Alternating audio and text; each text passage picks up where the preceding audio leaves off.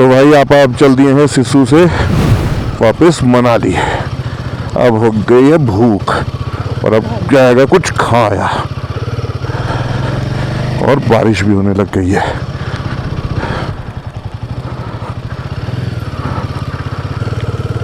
कुल्लू भी जा सकते हैं हम, कुल्लू भी आराम कर सकते हैं जहाँ तक मतलब आराम से जाएगा वहाँ तक चलते हैं। तो ये है भैया सिसु वाटरफॉल और ये बहुत ही बिजी टूरिस्ट डेस्टिनेशन है। यहाँ बहुत भीड़ रहती है। ये मॉल रोड हो गया है।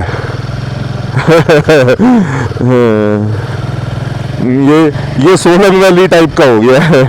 जैसे सोलंग वैली है ना, ओवर एक्सपोज्ड ओवर। हाँ, अगर सिसु का असली मजा लेना है ना तो विंटर्स में, जब यहाँ बहुत कम टूरिस्ट होता है और सारी झील जमी हुई होती है, चारों तरफ बर्फ ही बर्फ होती है, भीड़ भी नहीं होती है, असली समय है सिसु आने का वो।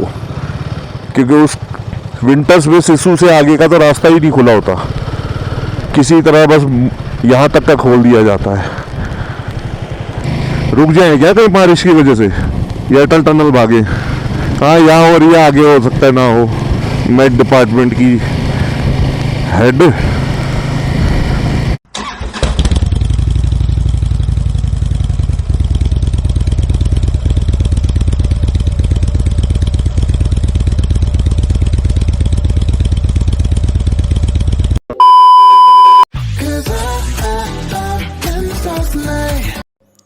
बारिश की स्पीड धीरे धीरे बढ़ती जा रही है, लेकिन इस बारिश में जो ये बादल छा गए हैं ना, इन्होंने मौसम को और भी खूबसूरत बना दिया है।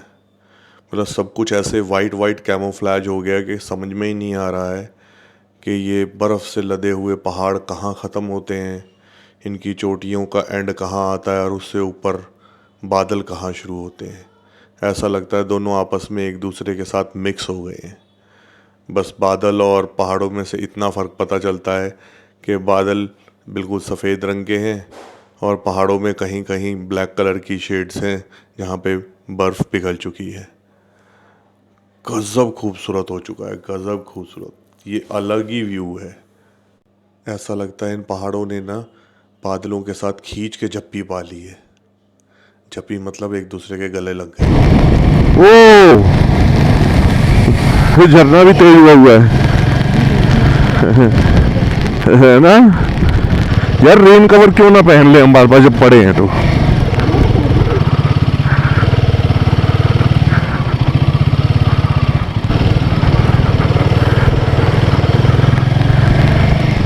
यार दीपक बहुत तेज बारिश है। चल अब क्या इतनी देर में वो डबल भीग जाएंगे, चलते हैं वहीं, है ना। अटल टनल से निकल के देख लेंगे, अगर होगी तो पहन लेंगे, ठीक है।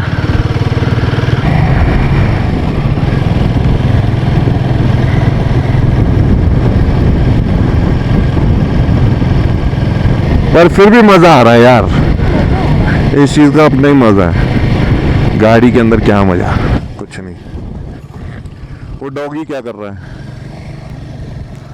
बारिश के मौसम में सड़क के अलावा मुझे इस जगह पे सिर्फ दो ही कलर नज़र आ रहे हैं। एक है वाइट, चाहे आसमान हो चाहे बर्फ़ हो, और दूसरा है ब्राउन। सब कुछ मानो इन दो ही रंगों में रंग चुका है। खूबसूरती कई सौ गुना बढ़ गई है इस पूरी जगह की इस मौसम में। वो देखो क्या बना रहे हैं। अब यहाँ कौन सा रास्ता बना रहे हो मेरे भाई? यहाँ पर भी कोई होटल ढाबा बना रहे हो क्या? व्यू देखो भाई, मज़ा आ गया है और वसूल हो गई है ट्रिप। गजब मज़ा। ऑफ रोडिंग की चैंपियन है भाई ये बाइक, हैं? देखना। अच्छा हुआ हमने वो सुपर मेटियोर 650 नहीं लिए, उसमें हमारी हड्डियां इधर उधर टूट के बिखर जाती। मैं तो जहाँ तक जाता वहीं तक के वहीं पर उस मोटरसाइकिल को बेच के और टैक्सी करके एयर करके जो भी रास्ता होता ना वापस आ जाता। छोड़ के उसको वहीं बेच बाच के निकल जाता, घर तक भी वापस नहीं लाता। ये देखो तो स्नो, बारिश में स्नो का मजा लो पब्लिक, स्नो का मजा लो पब्लिक, स्नो का मजा, बारिश और स्नो दोनों का मजा लो।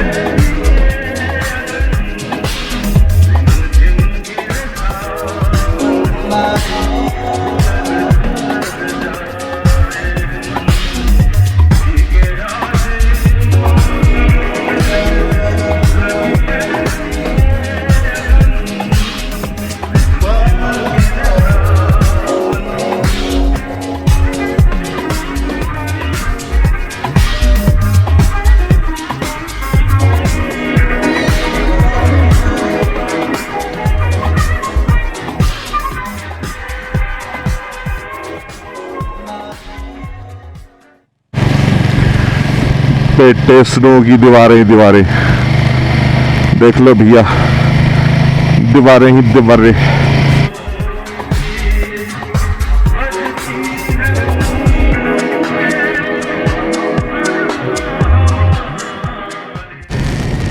भाई साहब भयंकर बारिश में, ओ तेरी, ये ऐसे लोग भी होते हैं बस गाड़ी में बैठ गए तो ऊपर पानी छिटकाते हुए चले गए, सारा पानी हमारे ऊपर डाल गया। पर जाहिल लोग हैं ये, इनको औरों का भी सोचना चाहिए कि तुम कर क्या रहे हो भाई। आराम से भी ले जा सकता था भरे हुए पानी में से कि भाई मोटर बाइक पे भी 2 लोग जा रहे हैं, उनको तो कम से कम ना भिगो, पर नहीं, जाहिलों की कमी नहीं है, एक ढूंढो 1000 मिलते हैं। तो राइट में अटल टनल नजर आ रही है, एक बार उसमें एंटर कर जाए तो बारिश से निजात मिल जाएगी। फुल बारिश का मज़ा और फुल व्यू का मज़ा, इसको कहते हैं एक्सट्रीम एडवेंचर, जिससे मिलता है एड्रेनलिन रश।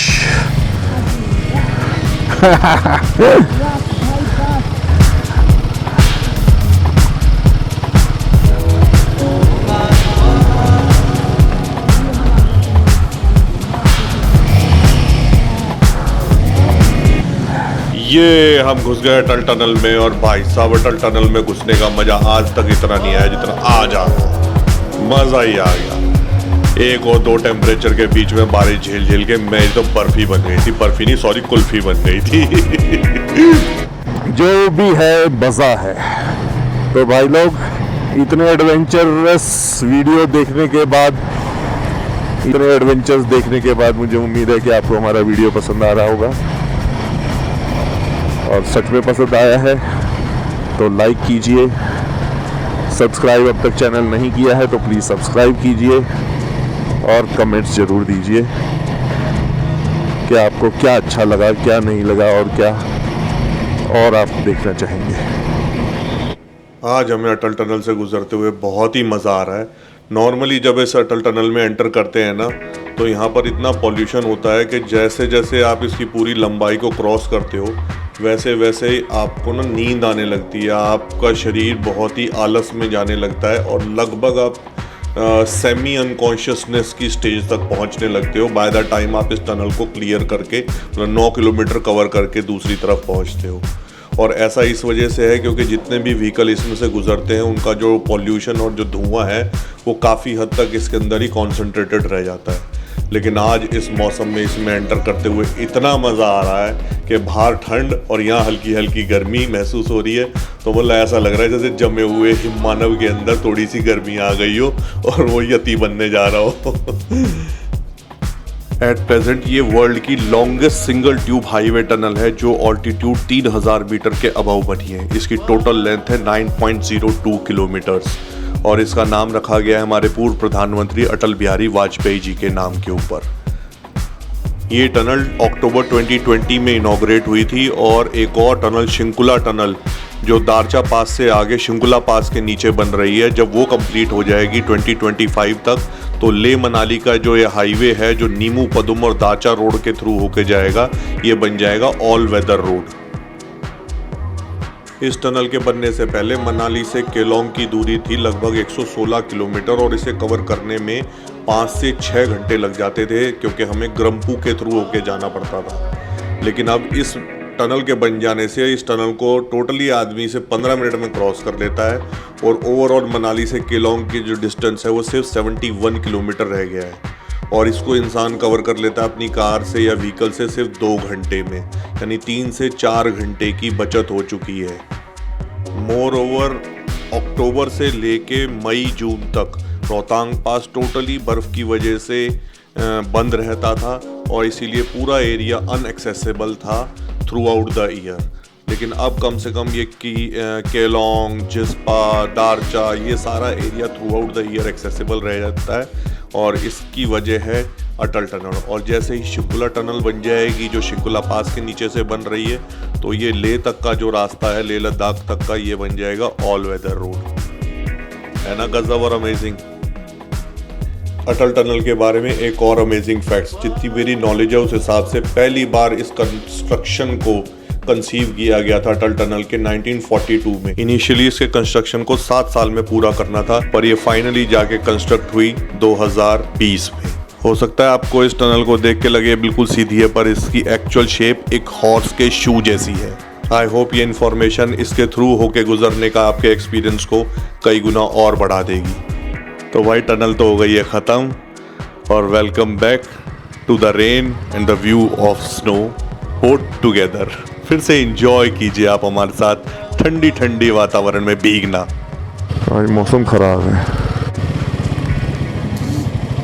लोग बारिश में भी स्नो सूट पहन के स्नो का मज़ा ले रहे हैं। भाई अभी इतनी दूर आए हैं तो बारिश को कैसे अलाउ कर देंगे अपना मज़ा ख़राब करने से। आज तो भीड़ भाड़ नहीं है,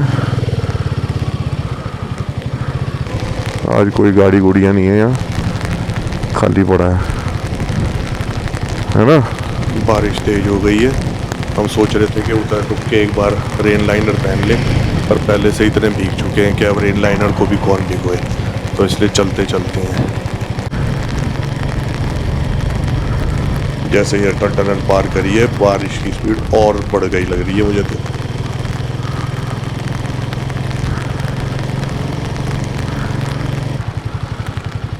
ये जाम है भाई,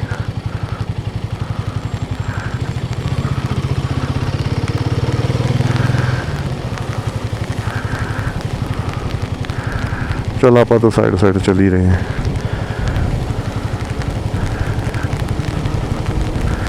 अब तो भीगेंगे तो भीगेंगे ही, क्या इलाज है इस बात का।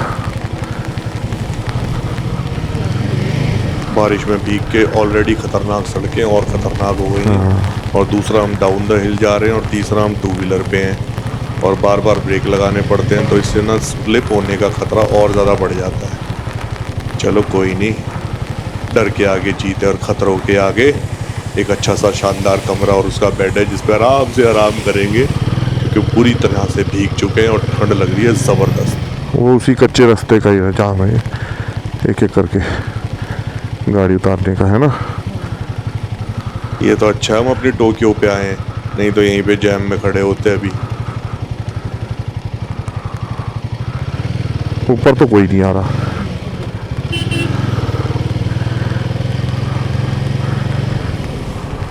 जिप जैप जूम करते करते हमारी टोक्यो तो हमें भैया ट्रैफिक जैम से बाहर निकालने वाली हो गई है। ये जगह है वो जिसकी वजह से ऊपर सारा ट्रैफिक जैम लगा हुआ था। बारिश और स्नो का डबल मज़ा आ रहा है, लेकिन शोल्डर्स पे भी डबल ही बोझ आ रहा है, क्योंकि इतना ज़्यादा कंसंट्रेट करके चलाना पड़ रहा है कि कहीं बाइक स्लिप ना हो जाए। तो सारा का सारा जितना ये बोझा होता है ना, सब शोल्डर पे आता है। और अप हिल चलाने में शोल्डर पे बोझा नहीं आता जितना डाउन हिल चलाने में शोल्डर पे बोझा आता है। ये हम क्रॉस कर रहे हैं सोलंग वैली। सोलंग वैली का भी एकदम व्यू थोड़ा उजाड़ उजाड़ सा हो गया है और फाइनली हम पहुंच गए हैं पलचान गांव मनाली, और यहाँ पर हमने ले लिया है एक रूम ऑन रेंट। और ये है हमारा रूम, अच्छा है ना।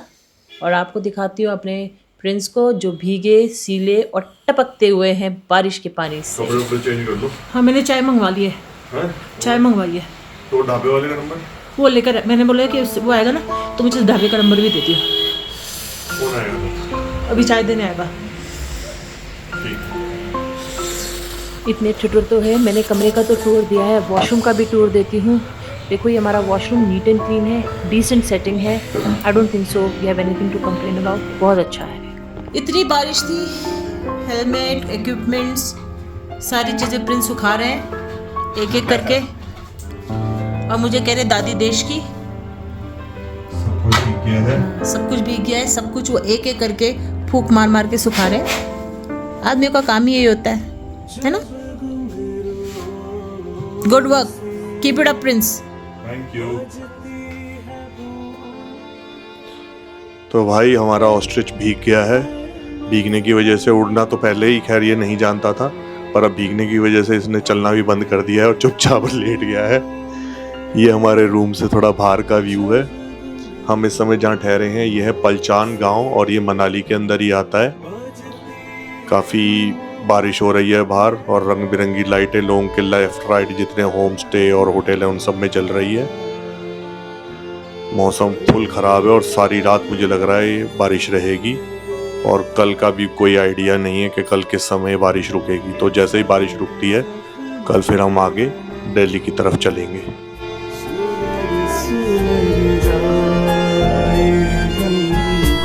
भीगे आज इस मौसम में, लगी कैसी ये लगन, जिंदगी साथ सुलग सुलग जाए। भीगे आज इस मौसम में, लगी कैसी ये